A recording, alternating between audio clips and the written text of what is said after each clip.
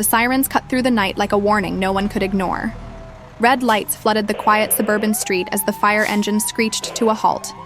Smoke poured into the sky, thick and black, swallowing the stars above a row of identical houses. Flames crawled out of broken windows, crackling with a hunger that felt alive. Neighbors stood barefoot on their lawns, phones raised, whispering in disbelief. He jumped off the truck before it fully stopped. Boots hit the pavement, gloves on, mask ready. This was muscle memory. This was his life. Another fire, another call, another house that needed saving. "Victim possibly inside," someone shouted. He grabbed the hose and ran toward the front door as heat slammed into his body. The house groaned under the fire's weight. Inside, smoke erased everything. Visibility dropped to inches. He moved fast, trained, focused, until a shape appeared through the haze. A woman, coughing, frozen, terrified. Then recognition hit harder than the heat. It was his wife, standing inside another man's house. For a second, the world stopped. The roar of the flames faded. The radio crackled, distant and unreal. 1,000 questions collided in his mind, but one burned louder than the rest. What was she doing here? In that moment, he wasn't just a firefighter running into danger. He was a husband standing at the edge of a truth he never saw coming. What would you do if this happened to you? Would you save first or demand answers? Stay until the end, and if this story resonates with you, leave a like, because it may ask you questions you're not ready to answer. The fire roared like a living thing as he pushed deeper into the house, one hand gripping the hose, the other sweeping the air in front of him. Heat pressed against his gear, heavy and relentless, while smoke wrapped around his helmet in thick, choking waves. Training took over. Step by step, room by room. Find anyone trapped. Get them out. Then he saw her more clearly. She stood near the base of the staircase, her hair loose, her face streaked with soot and fear. She wasn't screaming. She wasn't running. She looked frozen, as if the house itself had caught her in place. For half a second, his mind refused to accept what his eyes were seeing. The helmet felt too tight. His pulse slammed in his ears. Emily, his wife. He crossed the distance in seconds, grabbing her arm and pulling her close, shielding her from falling embers as part of the ceiling collapsed behind them. Instinct screamed louder than confusion. He guided her toward the front door, coughing, stumbling through smoke and heat until cold night air hit them both at once. Outside, chaos ruled the street. Firefighters shouted commands, water thundered against flames, neighbors cried and stared. He set her down on the curb and ripped off his mask, sucking in air as his eyes locked onto hers. She wouldn't meet his gaze. "Are you hurt?" he asked, his voice rough, stripped down to pure concern. She shook her head slowly. Her hands trembled as she wrapped her arms around herself. For a moment, she looked like someone he didn't know at all. "Why were you inside?" he pressed, quieter now. Before she could answer, another man rushed toward them, coughing hard, his clothes singed, panic written across his face. He stopped short when he saw Emily sitting there, then looked at the firefighter standing over her. She was upstairs," the man said. "I tried to get her out." That was when everything shifted. The house wasn't empty. This wasn't a random rescue. This was someone else's home. The front lawn sign still stood near the mailbox, half melted but readable. A name that wasn't his. He stepped back as another firefighter called him over, snapping him out of the moment. There was still work to do. The fire wasn't under control yet. People were counting on him. He hesitated, eyes drifting back to Emily. She finally looked up at him then, her expression unreadable, a mix of fear, guilt, and something else he couldn't place. "Go," she whispered. He turned away because he had to, because the uniform demanded it, because lives were still at risk. But as he ran back toward the flames, something inside him fractured, a quiet break that no amount of training could prepare him for. The fire was contained 40 minutes later. The house was ruined, blackened and hollow, steam rising from its bones. When he finally walked back to the curb, Emily was gone. Her jacket lay folded beside the ambulance where she'd been checked.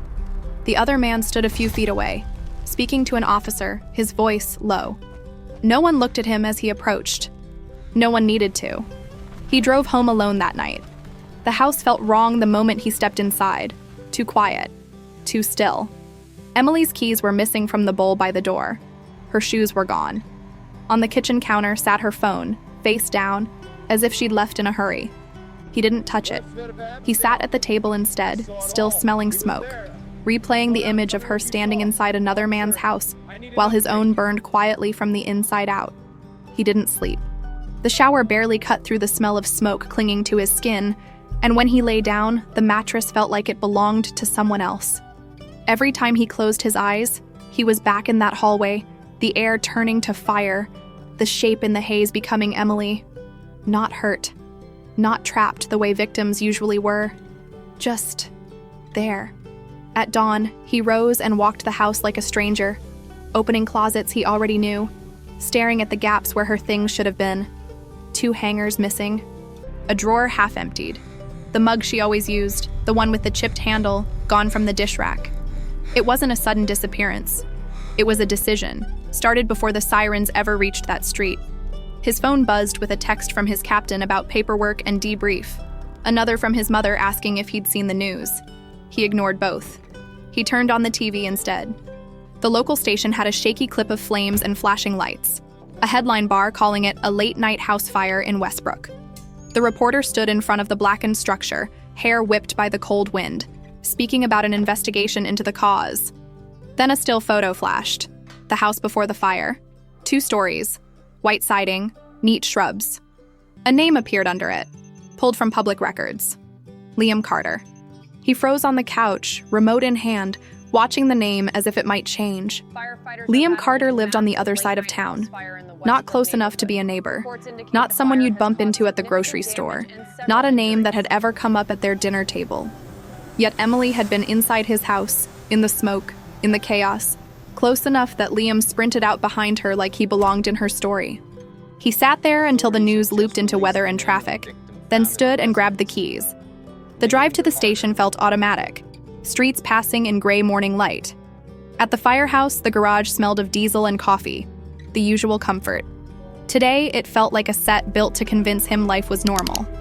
A few of the guys clapped him on the shoulder, told him he'd done good work last night, said the victim count could have been worse. He managed a nod, a tight smile. No one mentioned Emily. Maybe they hadn't seen. Maybe they had and didn't know what to say. In the office, he filled out forms with hands that wouldn't stop shaking. Time of arrival, visibility, structural hazards, actions taken. In the box labeled occupants, he wrote, 1 adult female rescued from inside. He stared at the words until the ink blurred. Later, he found the incident commander's report on a clipboard. It listed witnesses, statements, and the homeowner's interview. Liam Carter had been awake when the fire started. He'd smelled smoke, seen flames near the back hallway, tried to get upstairs, and couldn't. A line stood out like a knife. Homeowner stated a guest was present. A guest. He thought of the way Emily's eyes looked when she finally met his, like someone pleading without words. He left the station before anyone could stop him. At home, he finally picked up her phone. The screen lit up with a dozen notifications, missed calls from him, a voicemail from her sister, and one message that made his stomach drop before he even opened it. Liam, I'm so sorry. I swear I tried. Please tell me you're safe. His thumb hovered, then pressed the thread. The conversation didn't start last night. It didn't start last week. It stretched back months in small, ordinary pieces. Plans, apologies, late-night "Are you okay?" messages, and photographs of places he'd never been with her. A coffee cup on a table, a view from a balcony, a dog he didn't recognize. The air in the kitchen turned thin. He scrolled until his chest tightened, until his fingers went numb, until he hit a message from Emily sent 3 days earlier. I can't keep lying. I'm going to tell him. After shift. After Sunday. Just let me do it my way. Sunday. Last night had been Sunday. He set the phone down carefully, like it might explode, and stared at the wall as the truth began to shape itself into something he could no longer outrun. His wife hadn't been trapped by fire. She'd been caught by timing. Emily came home just before sunset. He heard the door before he saw her, the quiet click of the lock turning, the pause that followed like she was bracing herself. He didn't move from the chair at the kitchen table. The phone lay between his hands, screen dark now, everything already read, already known. She stepped into the kitchen slowly. Her eyes went straight to him, then to the phone. Her shoulders sagged, the fight leaving her all at once. "I was going to tell you," she said. The words landed flat, not angry, not defensive, just tired. "When?" he asked. She opened her mouth, closed it again. For the first time since the fire, he saw her clearly. Not as the woman he'd pulled from smoke, not as the stranger in another man's house, but as someone who had been living a second life and finally ran out of space to hide it. "It started last year," she said quietly. "After your back injury. When you were home more. When everything felt stuck." He nodded once, not because he agreed, but because he understood the timeline. The physical therapy. The nights he came home exhausted, silent. The way she'd grown distant while insisting everything was fine. "His name is Liam," she continued. "It wasn't supposed to matter. It wasn't supposed to become this. But it did," he said. She wiped at her eyes, leaving a faint gray smear of soot still clinging to her skin. "I ended it. I swear I did. Last week. I was there last night to get my things. That's it." He stood then, slowly, as if sudden movement might crack what little control he had left. "You were packing while I was at work," he said, "while I was on duty." Her silence was confirmation enough. "The fire," she said softly. "It was an accident, a space heater. We didn't even realize until it was too late." He laughed once, sharp and humorless. "I ran into a burning house to save you," he said. "Do you understand that?" "I know," she whispered. "No," he said, shaking his head. "You don't." The room felt too small, the walls pressing inward. Everything he'd built his life around, routine, loyalty, sacrifice, now felt misaligned, like furniture shoved into the wrong place. "I can't do this right now," he said finally. "I don't know how to be in this house with you." She nodded, tears falling freely now. "I'll stay with my sister," she said, "as long as you need." She left with one bag and a look back that felt like an ending. The days that followed blurred together. He went to work. He trained. He laughed at the right moments and stared into space at the wrong ones. The guys noticed, but no one pushed. Firefighters learned early that some battles burned quieter than others. At night, the house echoed. He found himself listening for sounds that never came. The hum of her hairdryer, the soft thud of her shoes by the door. Instead, there was only silence and the hum of the refrigerator, relentless and indifferent. One evening, he received an email from the department's legal liaison. Liam Carter had filed a statement praising the rescue efforts and identifying the firefighter who saved the guest inside the home. His name was attached. He stared at it for a long time. A week later, another message arrived. This one from an unfamiliar number. "I know I don't have the right to ask, but I owe you an apology. In person, if you're willing." He deleted it, then hours later retrieved it from the trash. Because part of him needed to see the man whose life had been burning alongside his own. And because fires, once started, rarely ended cleanly. He met Liam Carter 3 days later, not out of anger, but because unanswered questions had a way of poisoning everything else. They sat across from each other in a small diner near the highway, the kind of place where conversations stayed private by default. Liam looked smaller than he remembered, older, worn down. "I won't justify what happened," Liam said. "I won't defend it either. I just want you to know the truth." The firefighter said nothing. He waited. "She had already ended it," Liam continued. "She came that night to get one last box. She didn't know my daughter was home. That caught his attention. My ex changed weekends last minute," Liam said. "My daughter was in the basement. When the fire started, she panicked and hid." A slow, cold understanding crept in. "Emily heard her," Liam said. "That's why she went back inside.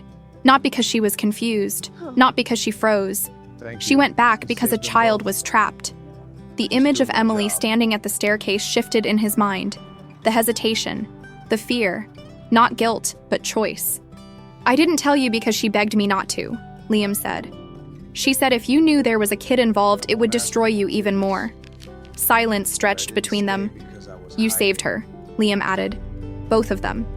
I was already outside when you pulled Emily out." He left the diner without another word. That night, he found an envelope taped inside his front door. Emily's handwriting. Inside was a short letter and a key. "I won't ask you to forgive me. I just need you to know I didn't stay because I was hiding. I stayed because someone else needed help. The rest is yours to decide. The key led him to a small storage unit on the edge of town. Inside were boxes labeled with care. Documents, memories, pieces of a shared life she hadn't tried to erase. At the top sat a folder with his name. Inside were insurance updates, beneficiary forms, and a printed email to a counselor at the fire department. The last line caught his breath. My husband deserves the truth, even if it costs me everything. He stood there longer than he meant to. The betrayal didn't disappear. The pain didn't undo itself. But the story was no longer as simple as he'd thought that night on the curb. When he finally left, the rain had stopped. The air felt clearer, not lighter, but honest. And for the first time since the fire, he understood that some endings didn't come with closure. They came with responsibility. Responsibility for what comes next. That night began with sirens, smoke, and a routine call that should have ended like so many others. Instead, it exposed a fracture that had already been growing in silence. A marriage tested not only by betrayal, but by fear, timing, and choices made in moments where there was no perfect answer. He learned that truth is rarely clean, that people can fail you deeply and still act with courage when it matters most. That love doesn't always disappear when trust is broken. Sometimes it just changes shape, leaving behind questions instead of certainty. What he found inside that burning house wasn't only his wife. It was the collapse of the life he thought he understood, and the beginning of a harder one he now had to face honestly. There was no dramatic reunion, no clear villain, just consequences, responsibility, and the weight of deciding what comes next when the smoke finally clears. Now, we want to hear from you. If you were in his place, how would you have reacted? Would you see her actions as betrayal, courage, or both? Do you think trust can survive something like this? Or is some damage permanent? Before you leave, make sure to like this video, subscribe to the channel, and share your honest thoughts in the comments below. And don't forget to vote in the poll. Your perspective matters. Some stories don't end with answers. They end by asking who we choose to be next.